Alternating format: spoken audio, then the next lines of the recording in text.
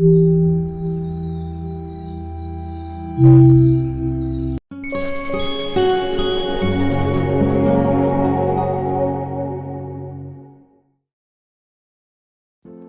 आज हम पहुंच चुके हैं हरियाणा के पंचकुला ज़िले के बुक फेयर में, जो कि 22 जनवरी तक चलने वाला है यमलिका पार्क में। यहाँ पर बहुत सारे स्टॉल हैं, तो आओ अंदर देखते हैं क्या कुछ देखने को मिलता है। तो यहाँ पर स्टार्टिंग में ही मुझे एक स्टॉल दिखता है जहाँ पर बहुत सारी किताबें होती हैं। आगे जाता हूँ तो मुझे कुछ इंटरेस्टिंग किताबें दिखती हैं, जैसे एक भोजपुरी की किताब दिखती है। उसके बाद फिर मुझे रविंद्र ठाकुर की एक किताब दिखती है, और फिर उसके बाद मुझे लिखती है एक लतीफ़े अनुराधा शर्मा की लिखी हुई।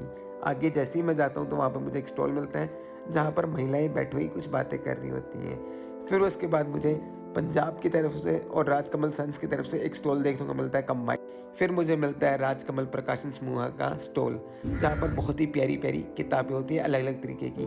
मैं उन्हें देखता हूँ और आगे बढ़ता हूँ। आगे बढ़ते ही मुझे दिखता है कि वहाँ पर कुछ लोग खड़े हैं और राजकमल प्रकाशन से कुछ किताबें खरीद रहे हैं। उसके आगे जाते ही मुझे एक बड़ी सी बुक दिखती है जो कि इस बार मेले में रखी हुई है। और फिर मुझे वहाँ पे एक स्टॉल दिखता है जहाँ पर सोलर पैनल के बारे में बात की जा रही है। और उसके बाद मुझे एक स्टॉल मिलता है राधा स्वामी सत्संग ब्यास का, जहाँ पर राधा स्वामी की बहुत सारी किताबें देखने को मिल जाती हैं। उसके बाद मुझे एक कामधेनु का स्टॉल मिलता है जहाँ पर बहुत ही सारी नेचुरल चीज़ें देखने को मिल जाती है जो कि गाय के दूध से बनी हुई होती हैं। और फिर लास्ट में मुझे मिलता है खाने पीने का स्टॉल, जहाँ पर आप कुछ भी खा पी सकते हैं अगर आप इस बुक फेयर में आ रहे हैं।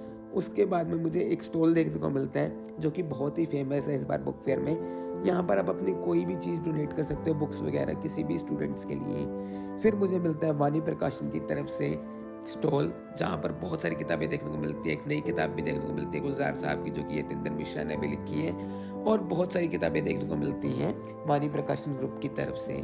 फिर मैं जैसे ही आगे जाता हूँ तो मुझे एक जगह मिलती है जहाँ पर बहुत सारी पेंटिंग्स देखने को मिल जाती हैं। और उन पेंटिंग्स के साथ साथ अगली जगह मुझे कुछ ऐसी पेंटिंग्स मिलती हैं जहाँ पर राम जी की और बहुत सारे भगवान जी की पेंटिंग्स देखने को मिल जाती हैं। उसके बाद फिर हमें अगला स्टॉल मिलता है रेखता फाउंडेशन की तरफ से, जिसकी मुझे उम्मीद नहीं थी, जो कि इस बार आ गया।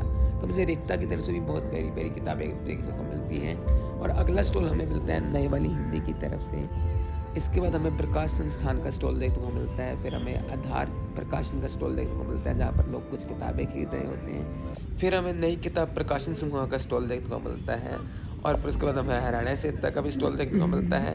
और उसके बाद हमें योगानंद सत्संग का भी स्टॉल देखने को मिलता है जहाँ पर योगानंद जी की बहुत सारी किताबें देखने को मिल रही होती हैं। और उसके बाद हमें एक ऐसा स्टॉल देखने को मिलता है जहाँ पर बच्चों की बहुत प्यारी प्यारी किताबें देखने को मिल रही होती हैं। दिल करता है कि सारी की सारी किताबें ले लो।